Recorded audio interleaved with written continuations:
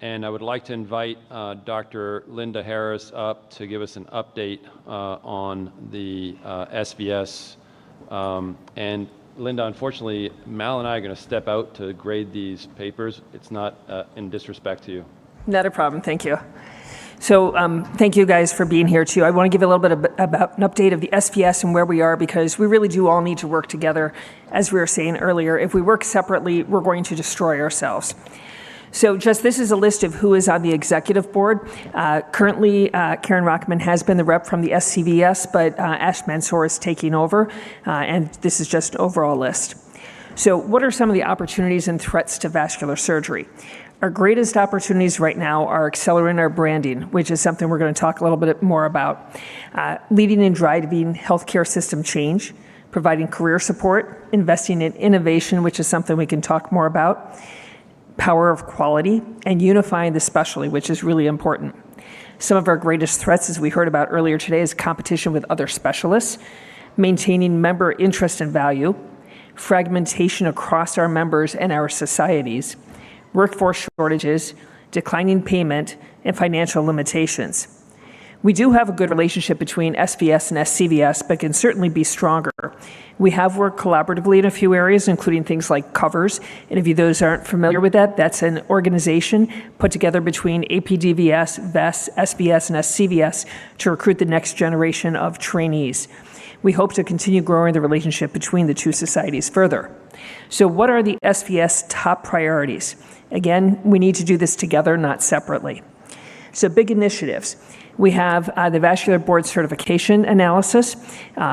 We have advocacy on the conference and the Hill visit, and we'll talk about that in a second, because we really would encourage the SCVS to nominate some people, and those who are interested in advocacy, we need to train more of the next generation and more of us so that we do it well. Leadership development program, that's something that any of you can apply for, and societies can also nominate people for it. There's the ACS SVS verification program that's both for inpatient and outpatient centers.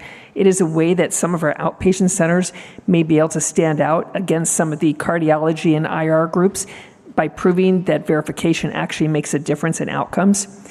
We have a new senior section, and that's hopefully going to provide additional value to those senior members who still want to be involved in a variety of ways. We are increasing multi-specialty collaboration, and we want to continue to do that. VAM will be in 2025 in New Orleans. We'd like to welcome everyone for that. The business meeting this year is going to be on Friday afternoon, a different location. And we're going to talk about the branding initiative in a minute, but that's growing rapidly. So the board certification, we had the whole debate about this morning, so I'm not going to go into too much detail. Right now, you should have received an email, and it's from M Avenue. That's the group that was contacted. You will continue to get emails until you reply. And we really do want educated responses to this. So please read the summaries to get more detail. If you want more details, they're the larger summaries as well. We don't know for sure what the cardiovascular board could do. They could also decide to split from the ABMS. That's less likely, I think, but they most likely will come back. We want to make a unified decision. And I think whatever we decide as a group, we need to stay divided, or not divided, but together when we're outside of our house. So here we can debate, and we should debate inside. But when we go outside to the real world, we need to make sure that we provide a unified front. So this is the inaugural SVS Advocacy and Leadership Conference. Please do mark your calendars. It's September 16th and 17th in DC. It's a couple days where it's going to really teach those who are interested in getting involved in advocacy how to do it. And then hopefully bring it back to each of our other societies and states so that we can continue increasing our advocacy efforts. This is critically important because we can say whatever we want as a society. It doesn't do much if people don't reach out to their legislators. They listen to you as individuals who are constituents. And we can't do that unless we all work together. So again, SCVS can nominate people. People can go individually to that as well. The SVS Leadership Program, we also welcome people to self-nominate. Societies can also nominate for that. It's specifically for vascular surgeons. There are a lot of leadership development programs you can attend. This is basically high-quality, evidence-based, how to basically lead effectively in complex healthcare delivery systems, vascular leadership skill building, understanding personality styles and leadership styles and emotional intelligence, so you know how how to work with the difficult people that we all have to deal with, and making long-lasting relationships with like-minded vascular surgeons. It's a 7-month blended learning program with a few in-person time periods as well. Everyone is welcome to participate, but we usually look for people who are 5 to 10 years out, because in your first 2 or 3 years, you're probably not quite ready to be the leader. If you've already been out 20 plus years, not that you're not welcome, but it's probably not the ideal time for you as well. So the verification program, key points of this, we established this along with the American College of Surgeons, and we did it with the ACS because they have a long-standing history of having good verification-type programs like the trauma program, geriatrics, bariatrics, a whole bunch of different things. It's using SVS guidelines, so we created the data. It's QI focused and supportive of registry participation. You don't have to be in the VQI, it can be VQI, NISQIP, but you do have to have an outside registry. The verification visit is virtual. Metrics are based on the data. It's patient safety, quality, and it's been able to help individuals who've participated leverage administration to get some of the things they need. So if you can talk your administration into doing this, it shows their support for the program, and it can show them where the gaps are to get you where you need to be. So why participate? You need to have the infrastructure. It organizes and validates the work that you do. It also demonstrates to the C-suite all of the things that we do to help the institution. One of the problems we all complain about is they don't value us, right? Someone here had said that before, they don't value vascular surgeons. We need to show them our value, and this is one of the ways you can do it. And it allows you to ask in an objective fashion, because you have an outside person coming in and saying, you've got amazing vascular surgeons, great quality, but this is the problem you have. You don't have enough infrastructure in these areas, and so it may help you in those areas. And it also can help promote branding of the vascular surgeons as a distinct specialty within your institutions as well. In and out patients can use it. This can be used for branding and for advertising. So unlike the VQI, which we say is not allowed to be done, this you can absolutely use and put your banner out there and say, we are a verified center. We're the only verified outpatient center. We're the only verified inpatient center for whatever. And you can use that for branding purposes. So new senior section is for people who are 60 years plus, education and programs to serve later career surgeons, to hopefully have increased engagement of those who want to stay involved. Dr. Enrico Asher is the founder and chair of the committee at this point in time. There will be a new program at the VAM this year for the senior section. Do think about joining, because we want to engage all of our members. We have a young section, we have an older section, we have a women's section, we have all kinds of different sections, and that's so we can hopefully engage everybody who wants to get involved. So recruitment, along with SCVS, APDVS, and VEST, we have covers. If you don't know about this, if you have medical students or trainees who are interested in vascular surgery or potentially interested, and you don't know where to refer them, this is a great place to refer them, covers. So SVS compensation study, this was an effort that the SVS did put forward over a couple of years, along with Verify. If you look at this, it's interesting that unfortunately we only had a small percent of our members participate, so the data is not robust. If you participated, you were able to pull out and see how you did comparing to other people, but we were looking at, did you get call pay? What was your total income? And when you do notice there's a difference, people in the South were getting significantly less than those in the West or Midwest or Northeast. We weren't able to really cone down and look at some of the other differences that we wanted, but to empower people more. So this is something to consider getting involved with still. So the branding campaign, I'm going to spend just a little bit more time on that. This has been a major push for the SVS, because we have been complaining for years. Nobody knows who we are. We're the heart and vein surgeons, according to everyone in the real world. But obviously, that's not what we do. So this is targeting a few different levels: patients and caregivers, referring providers, as well as the healthcare C-suites. We're trying to correct misinformation and to have people understand the role of vascular surgery within the healthcare landscape, and from others. And we want national visibility. So we also want to provide robust resources for patients and caregivers and engage referral sources. Have any of you heard or seen Highway to Health? Can I just have a show of hands? Has anyone heard that? Only a few, so that's a problem. So look up Highway to Health. You can Google it on your phone when we finish here. This is where we're starting some of the highlights, and we really need to engage a lot of people. The campaign so far, as of February, had over 3,000 media placements, over 724 million plus media impressions, 49 interviews to date, and message inclusion in a whole bunch of different areas.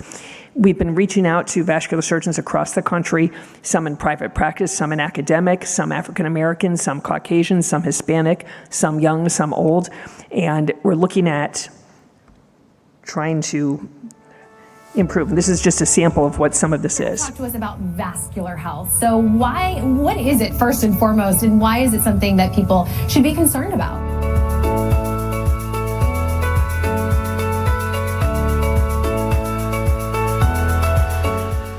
According to new data from the Society for Vascular Surgery, nearly 1/3 of the country hasn't heard of common vascular diseases like peripheral artery disease or carotid artery disease.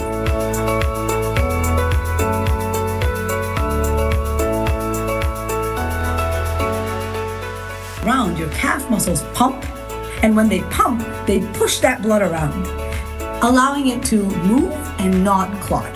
Clot happens because either your blood is too thick, it's not moving around enough. What you would notice in terms of symptoms, if you notice symptoms, will be swelling and pain in the leg that's affected.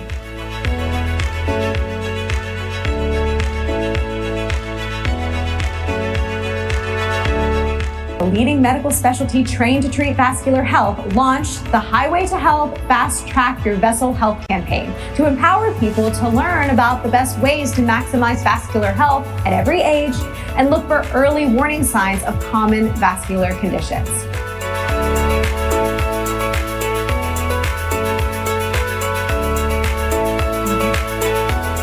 We launched this campaign, Highway to Health, to help people understand what their blood vessels are, why they're so important to our body, and why they need to be concerned that their blood vessels may be sick and unhealthy. Here's the key. Learn your strong vessel score at yourvascularhealth.org and discuss with your doctor.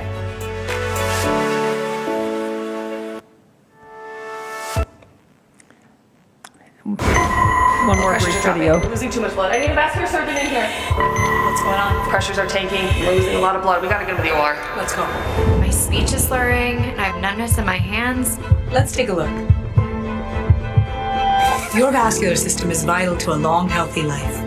Prevention and screening can keep you healthy longer, but many don't know where to start. Vascular surgeons are trained to treat the whole spectrum of disease.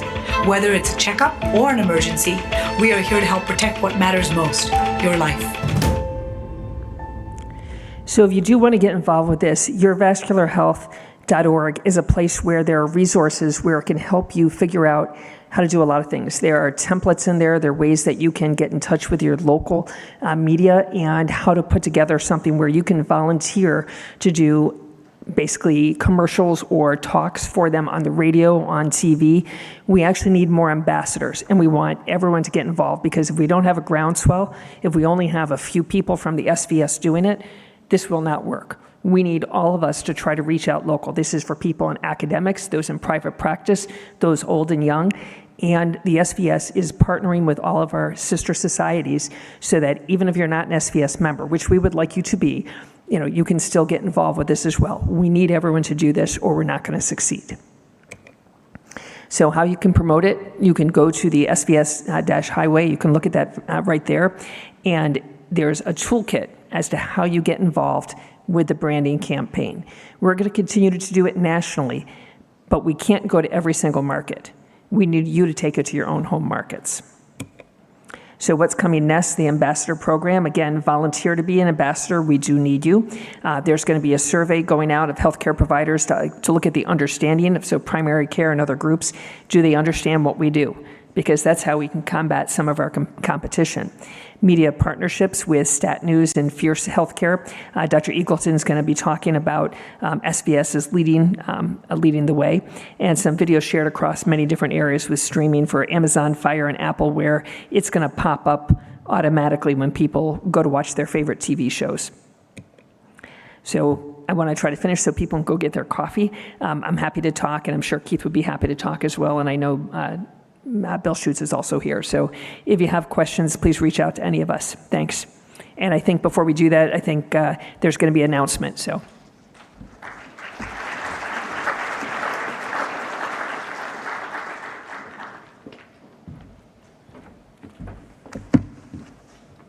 So at the beginning of this session, we introduced this new award, which is the Jason Foster Aortic Award. And we're lucky enough to have his family here in front of us. And I'm going to ask them to come up to the stage so that... I think they just wanted to stand. Oh, they just want to stand? Okay, we just have them stand. Fair enough. I'm also going to...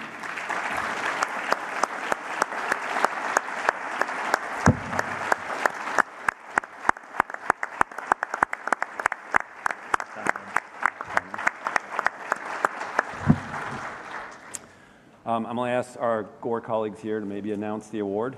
So come on over here and announce the winner. Put your glasses on. Yeah. I'm going to sound it out for you. Pretty big, Chief. Oh, that's a big one. Hey, come up to the mic, Chief.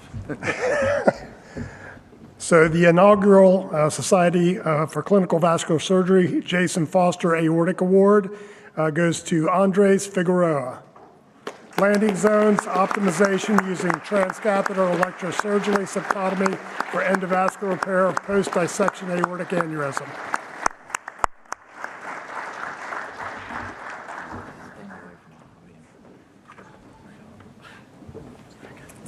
Thank you. Congratulations. Thank you. Oh, thank you so much. Thank you.